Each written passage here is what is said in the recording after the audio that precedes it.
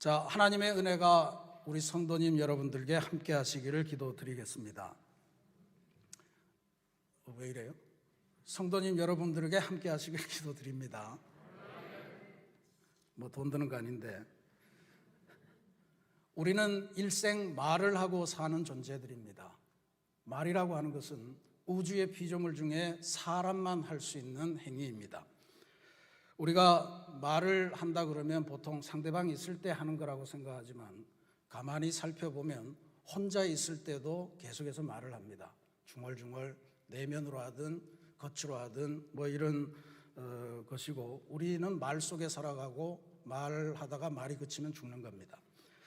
독일의 철학자 하이데거가 이야기하기를 언어는 존재의 집이라 하는 유명한 말을 남겼습니다. 제가 이 말을 다 해석할 수 있는 능력은 없지만 사람이 어떤 말을 하느냐에 따라서 그 사람의 존재와 정체성이 결정된다, 이런 정도의 말로 이해하시면 될 것 같습니다. 이렇듯 말이 인생에서 대단히 소중한데 이 말을 진짜로 중요하게 여기는 가르침, 종교가 있으니 그게 바로 우리 기독교입니다. 기독교는 말씀의 종교라고 통상 이야기를 하죠. 우리 선교 초기 기독교 역사에서 한국적인 교회, 한국적인 신학을 고민하고 기도했던 다섯 유영모라는 선생님이 계십니다. 아주 훌륭한 기독교 사상가이자 실천가입니다. 영성 실천가인데, 이분은 다석이라고 한 것이 한문이 나오죠. 저녁 석자 3개가 있습니다. 그러니까 다 인생에서 할 일이 많은데 저녁 하나만 챙기겠다. 그래서 일생을 저녁 한 끼만 먹고 버티셨어요. 제가 신학교 다닐 때 이분의 제자 되시는 선생님이 계셨는데 그분도 그 삶을 실천하셔서 하루 한 끼 소식을 하셨습니다. 우리가 신학교는 태수회라고 해서 수련회를 가는데 제주도에 가서 한라산을 오르는데 말이죠, 우리 20대 30대 청년들보다도 훨씬 더 빨리 한라산 정상에 올라가셔서 우리가 깜짝 놀랐던 적이 있었습니다. 선생님 말씀에 하루 한 끼, 이게 답이다, 이렇게 말씀을 해주셨던 기억이 있습니다. 이 유영모 선생님 제자 중에 함석헌, 유다령 뭐 이런 아주 유수한 한국 현대사의 굵직한 족적을 남긴 생이 많이 계시는데 이분의 기독교 성경 해석, 또 특별히 한글 풀이가 대단히 오묘합니다. 몇 가지만 소개를 하면 얼굴, 이거는 얼의 굴이다, 이렇게 해석을 하셨어요. 그냥 얼굴이라고 우리는 한 단어로 생각했는데 우리의 정신이 모여있는 굴이다, 이런 뜻이에요. 눈에도 굴이 있고 다 굴이 있잖아요. 오늘, 늘 감탄하면서 늘 한결같이 사는 게 오늘이다, 뭐 이런 해석을 해주셨는데 기독교적으로 말씀을 해석한 게 저는 참 마음에 듭니다. 말씀은 말숨이다, 이렇게 해석을 하셨어요. 말숨은 바로 예수 그리스도다, 이렇게 알려주셨어요. 주님은 말씀이 육신이 되신 분이잖아요. 그래서 그 말, 그 다음에 이 숨이라고 하는 것은 하나님의 숨입니다. 히브리어로 루아흐, 성령을 의미하는 단어예요. 그러니까 예수님께서 우리에게 말씀으로 오시는데 우리가 그 말씀을 영접하면 하나님의 숨이 우리한테 같이 들어온다는 거예요. 그래서 하나님의 숨이 들어와서 우리의 막혔던 숨통을 확 열어주는, 그래서 새로운 삶을 살게 해준다. 실제로 기독교 역사는 하나님의 말씀, 예수님을 만나고 나서 새로운 인생을 살아간 사람들의 이야기로 아주 가득하잖아요. 성경에서부터 교회사까지 전체적으로 그런 이야기들입니다. 그래서 말과 숨으로 오신 예수님을 우리 안에 모시는 것, 그게 기독교다, 이제 이렇게 알려주셔서 참 신선하다, 이렇게 봅니다. 실제로 예수님께서 복음서에서 하신 일을 보면 그런 이야기들이에요.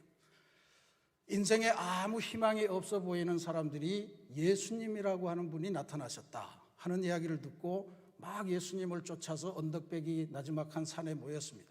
그 수천 명 되는 사람들을 향해서 예수님께서 터뜨린 일성이, 여기 모인 가난한 너희들이 복이 있다, 천국이 너희 것이라 하는 말씀으로 완전히 새로운 말씀을 들려주시며 새 인생을 약속해 주셨습니다. 간음하다 체포돼서 돌에 맞아 죽을 위기에 처해 있던 여인, 이제 곧 죽을 운명인데 예수님께서 사람들을 향해서 너희 중에 누구든지 죄 없는 자가 먼저 이 여자를 돌로 쳐라. 우리 인생에 숨겨두었던 깊은 죄성을 건드리면서 여인을 보호해 주시는 그러한 은혜를 베푸셨습니다. 그리고 그것으로 끝나지 않았어요. 여인을 향해서 평안히 가라. 그리고 이제 다시는 범죄하지 말아라. 새로운 인생을 살아가라는 그러한 해방의 음성을 주셨습니다. 이것뿐만 아닙니다. 나는 생명의 떡이다. 나는 선한 목자다. 나는 참 포도나무다. 나는 길이요 진리요 생명이니 누구든지 나만 통과하면 다 천국에 이룰 수 있고 영생을 얻을 수 있다. 이런 말씀으로 우리의 인생을 위로하시고 소망을 주셨습니다. 우리들은 주님의 이 같은 말씀을 들으면서 그 말씀이 우리 안에서 성령의 역사로 일으키는 새 삶에 환호하면서 지금까지 예수님을 붙들고 예수님의 말씀, 예수님의 숨결에 의지해서 살아오고 있는 중인 줄로 알고 있습니다. 그래서 우리 기독교는 말씀의 종교, 말씀의 종교다. 이게 이제 유영모 선생님의 해석입니다. 우리가 그리스도인 되었다면 그래서 우리는 우리의 말, 이것을 주님의 말로 바꾸는 작업을 해야 됩니다. 하늘의 말을 하면서 살아야 됩니다. 하이데거의 말대로 언어가 존재의 집이라면 우리가 하늘의 말을 하는 한에 있어서 우리는 이 땅을 살지만 우리는 천국을 살게 되고 또 영생을 살게 되고 구원의 기쁨을 누리는 존재가 될 것입니다. 그런데 우리가 살아가는 삶의 현실을 보면 이게 그렇게 간단하지 않죠. 우리는 그렇게 살아가지 못하는 것이 현실입니다. 오늘 성경 말씀을 우리가 봉독했는데 이 야고보 사도는 야고보서 전체를 통해서 진짜로 예수 그리스도를 믿는 믿음, 참 믿음이란 무엇인가 하는 것을 끊임없이 규정하고 있는데 참 믿음을 이야기하면서 바울과는 조금 다른 뉘앙스를 가지고 있습니다. 행함이 없는 믿음은 참 믿음이 아니다. 행함이 있는 믿음이야 참 믿음이다. 이 말씀을 주는 거예요. 그래서 야고보 사도는 야고보서를 통해서 이웃 사랑을 말로만 하면서 사랑의 실천이 없는 이 빈말에 기초한 믿음이 참 믿음이 아님을 아주 분명하게 선언하고 있습니다. 그래 믿음 오늘 말씀에서도 그리스도인들이 한 입으로 종종 두 말을 한다 하는 폐해를 지적하고 있죠. 믿음이 충만하다고 하면서 바람직하지 못한 언어 생활로 공동체에 피해를 주는 사람이 초대교회에 있었다 이런 이야기입니다. 10절 말씀에 한 입에서 찬송과 저주가 나오는 사람, 또 비유지만 9절 말씀에 단물과 쓴물을 동시에 쏟아내는 셈, 이게 어떻게 가능하겠느냐 이런 이야기죠. 그건 거짓이다, 마땅하지 않다 이렇게 규정을 합니다. 근데 이게 단순히 어떤 사람이 말을 그냥 쉽게 바꾸고 이런 거를 의미하는 것 같지 않아요. 초대교회 공동체, 야고보 사도가 체험하는 이 초대교회의 모습이 끼리끼리 모여서 자기들끼리는 칭찬하고 자기 그룹 바깥의 거는 저주하고 이런 성도들의 모습이 있었다는 것을 우리들에게 알려주는 그러한 증거입니다.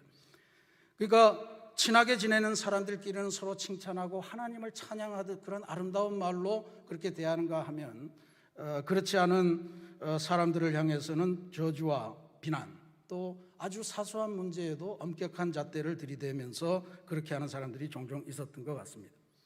오늘 우리들이 살아가는 모습을 봐도 우리가 남이가 하는 것을 외치면서 모든 잘못을 너그럽게 덮어주는 관계가 있는가 하면 조그마한 문제에도 신경을 날카롭게 세우고 수단과 방법을 가리지 않고 어떻게든 좀 사회적으로 매장이 돼야 속이 시원한 그러한 경우도 우리가 많이 보지 않습니까?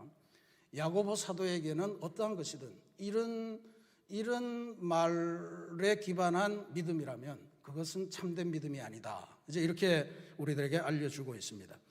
그래서 이 사도 야고보가 참된 믿음을 이야기하면서 그 핵심적인 기준으로 말을 들고 있다는 것, 이게 대단히 소중합니다.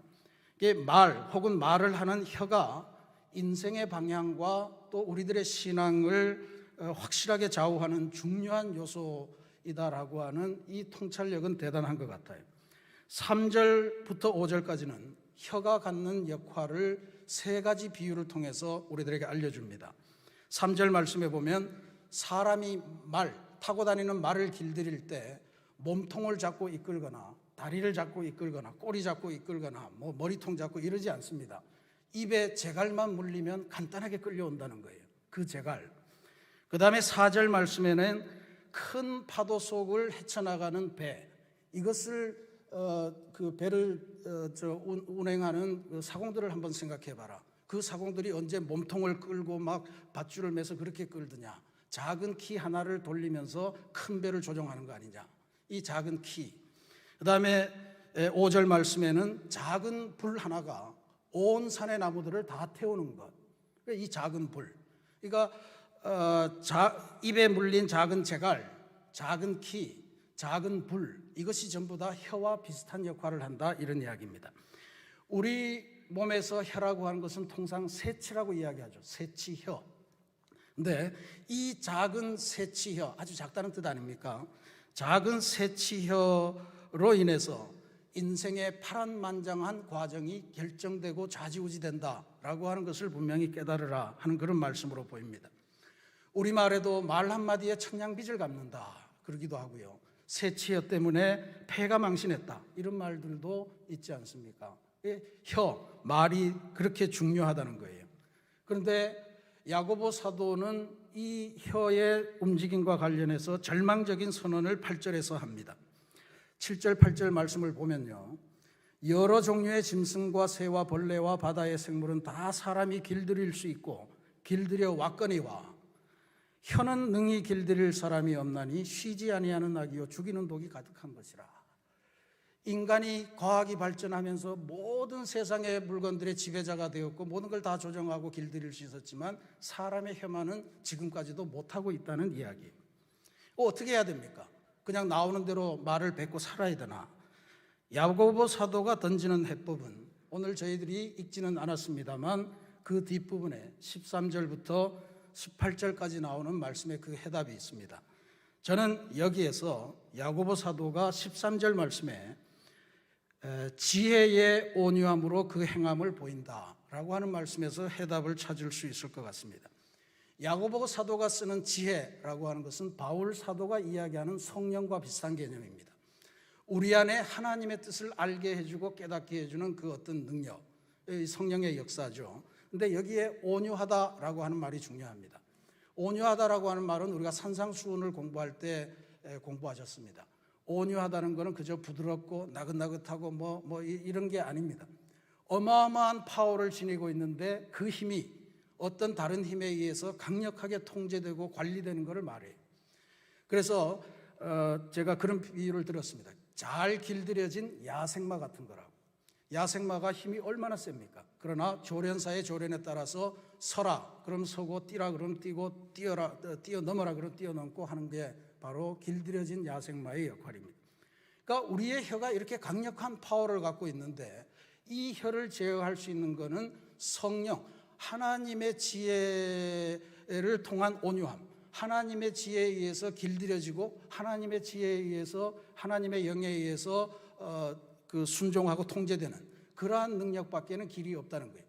우리 스스로 우리의 지혜를 발휘하고 우리의 도덕성을 발휘하고 우리 내면의 사랑의 마음을 바쳐서 이걸 해결할 길이 없다는 거예요. 하나님의 말씀에 기대어서만 이것이 이루어질 수 있다, 이런 이야기입니다.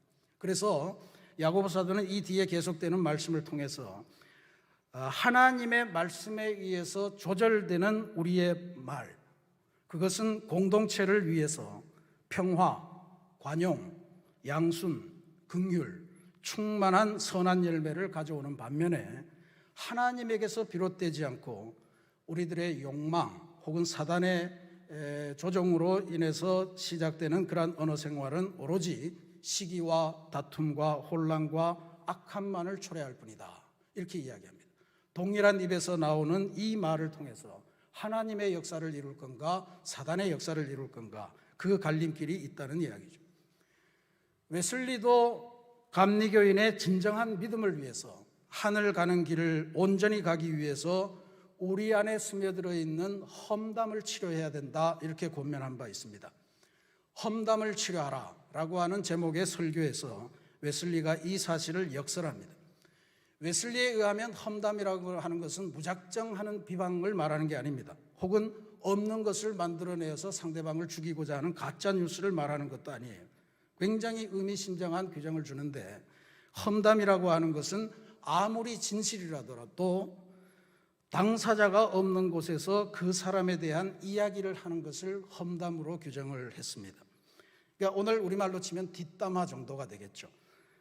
당사자가 현장에 없기 때문에 당사자가 자기의 입장을 피력할 수 없는 상황에서 제3자들이 계속 이야기를 막 하다 보면 이야기가 증폭되고 결국은 당사자의 삶과는 전혀 상관없는 그런 상태까지 나아가서 당사자는 그 공동체의 사람들로 인해서 무지막지한 상처를 입고 결국은 공동체에서 배격될 수밖에 없는 그런 상황에 처하게 되기 때문에 험담을 치료해야 된다, 이런 말씀을 하는 거예요.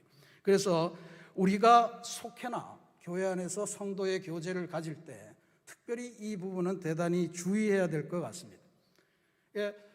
사람이 없을 때 그 사람의 이야기를 하면서 서로 좋아하는 것은 별로 좋은 일이 아니다. 물론 좋은 이야기를 하시면서 칭찬하는 건 상관이 없겠죠.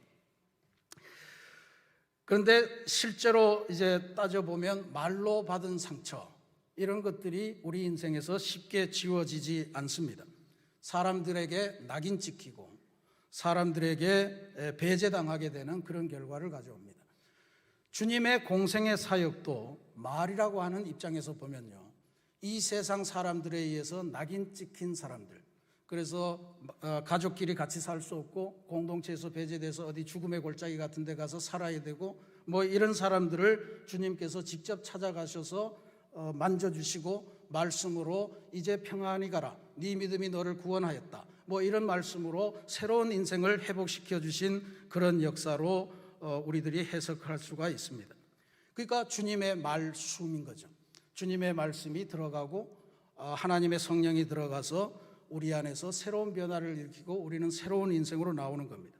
그러니까 주님의 말씀이 우리에게는 언제나 복음인 셈입니다.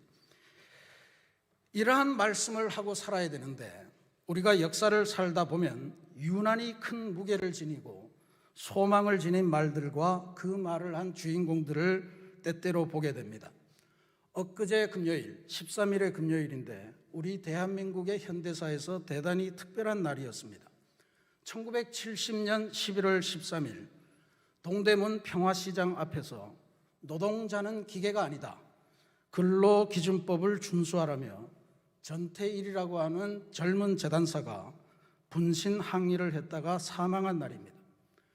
50년이 지나서야 대한민국 정부는 그에게 이 땅의 노동자들을 권익을 갱신하는 일에 참 소중한 일을 했다고 해서 무궁화 훈장을 추서했습니다. 전태일은 감리교 청년이었습니다. 늘 삼각산 기도원에서 철야 기도하기를 좋아했다고 하고, 그리고 삼각산 기도원에서 바로 출근하기도 한 일을 밥 먹듯이 했던 그런 건실한 믿음의 사람이었습니다.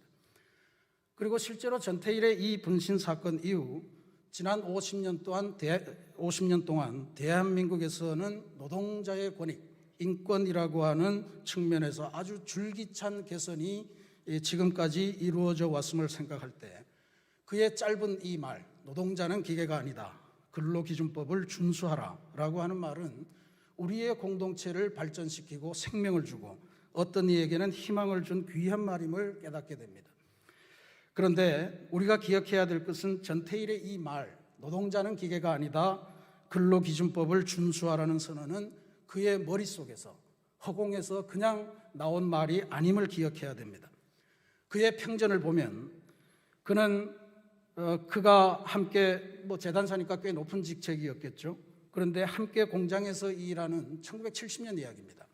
공장에서 일하는 13세, 14세, 15세 정도 되는 여공들이 열악한 노동 환경 속에서 너무너무 먼지가 많이 나니까 폐질환이 걸려서 각혈을 하고 또 장시간 노동 13시간, 14시간, 15시간 이렇게 노동을 해야 되니까 졸지 않기 위해서 당시로는 유명한 약입니다. 타이밍이라고 하는 각성제를 먹으면서 장시간 노동을 버티다가 졸음에 겨워서 재봉틀에 손이 찢기고 뚫리고 하는 이런 모습을 보면서 그의 마음속에서 수없이 되뇌었던 말일 거다, 저는 그렇게 봅니다.